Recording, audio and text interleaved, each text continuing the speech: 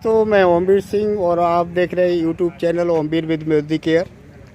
दोस्तों मैं इस महादेवा में हूँ और ये महादेवा जो कि आपका जीटी रोड पे है और साथ में कुराली रोड पे भी है।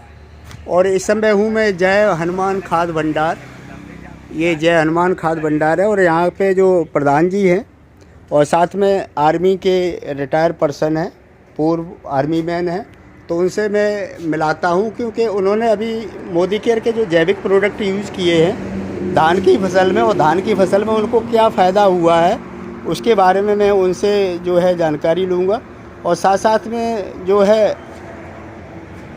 ये भाई साहब भी हैं, किसान हैं, अभी कुछ डीएपी यूरिया वगैरह कुछ लेने आए होंगे, तो ये आप डिस्ट्रीब्यूटर भी हैं और साथ में मोदी केयर के डिस्ट्रीब्यूटर भी हैं। तो नमस्कार सर। नमस्ते सर। तो सबसे पहले सर हम थोड़ा सा आपका परिचय जानना चाहेंगे, नाम बताएं और काम बताएं। और जी मैं अशोक यादव, पूर्व सैनिक, अभी हाल फिलहाल में मैं जय हनुमान खाद भंडार का प्रोप्राइटर हूँ और जमींदार भी हूँ।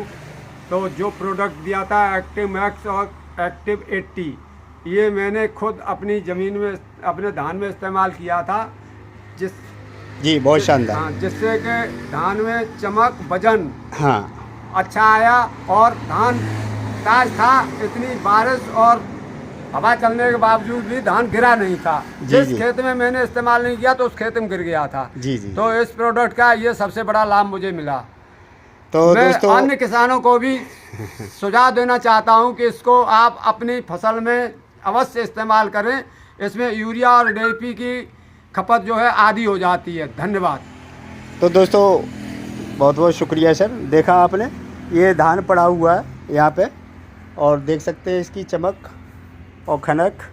तो सर मैं ये जानना चाहूँगा कि आपने शुरुआत में हमसे जो मोदी केयर की मात्र 2 बोतल ली थी, एक आपने एक्टिव मैक्स की बोतल ली थी और साथ में एक्टिव 80 की 500 ml की ली थी, यही तो लिया था? जी और वो भी मैं ज़बरदस्ती मना के आपको दे गया था। हाँ, हमने कि एक बार सर इस्तेमाल करो, फ़ायदा हो तो दोबारा यूज़ करना, नहीं तो नहीं यूज़ करना, क्योंकि वो तो प्रॉपर गारंटी का प्रोडक्ट है। तो आपने एक बार लिया सर, किस तरीके से इस्तेमाल किया था धान में?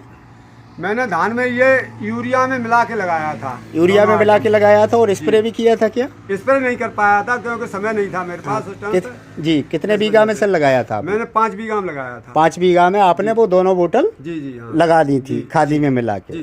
5 बीघा मतलब आधी लगाई थी। अच्छा, मतलब 50-50 ml एक हेक्टेयर का प्रोडक्ट था। मैंने सिर्फ 1 एकड़ में ही इस्तेमाल किया, उसे बाकी रखा हुआ है अभी। जी।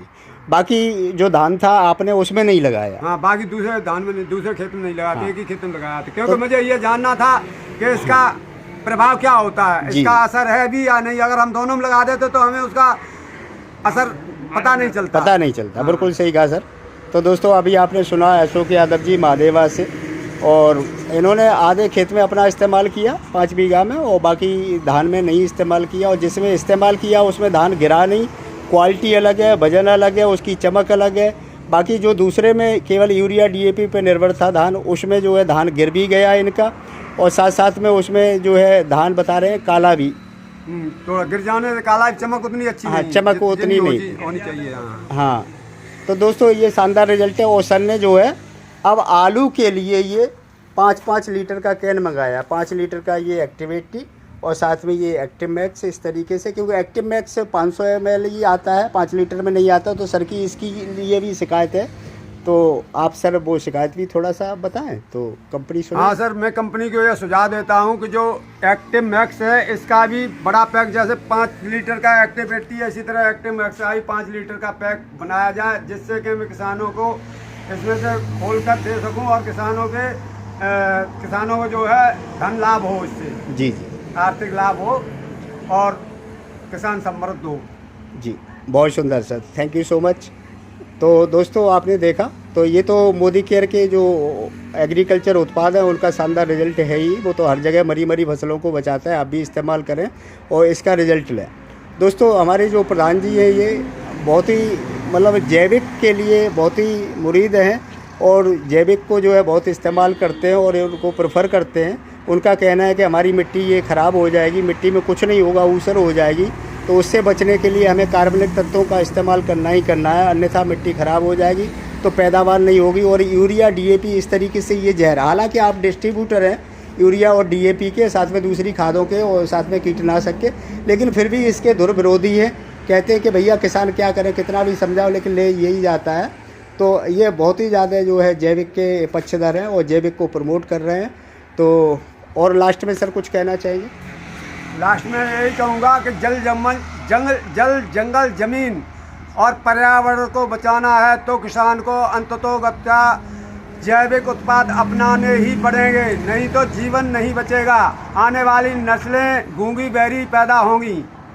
तो वो सर अभी प्रेजेंट ही में हो रहा है, क्योंकि कैंसर जैसी बीमारी बहुत तेज़ी के साथ बढ़ती जा रही है, क्योंकि जो हम खेत में डाल रहे हैं भाई हमारे पेट में आ रहा है घूम फिर के, और फिर तमाम बीमारियां हो रही हैं, और आज खेत भी बीमार है और इंसान के पेट भी बीमार हैं। तो उससे बचने का एक ही रास्ता है, ज़्यादा से ज़्यादा कार्बनिक तत्वों का इस्तेमाल करना, जैविक को उत्पादों को इस्तेमाल करना, गोबर की खाद लगाना, घूरे खाद लगाना, हरी पत्ती जितनी भी है उनकी खाद बना के डालें, और साथ में इस तरीके से जो जैविक उत्पाद आते हैं समुद्री घासों से तैयार रेडीमेड, इनका इस्तेमाल करें तो आपका उत्पादन भी ज़्यादा होगा। सबाया डेवड़ा उत्पादन होता है, और हर प्रकार की लागत, जैसे सिंचाई की लागत है वो आपकी आधी हो जाती है, खादें आपकी आधी लगती हैं, कीटनाशक संभव से न लगे अगर आप ये यूज़ करते हैं क्योंकि रोग ही कम आते हैं। तो इस तरीके से आधी लागत होती है, तो आधा मुनाफा पहले ही हो जाता है। तो इस तरीके से आप जैविक का इस्तेमाल करें। तो शुक्रिया, thank you so much sir.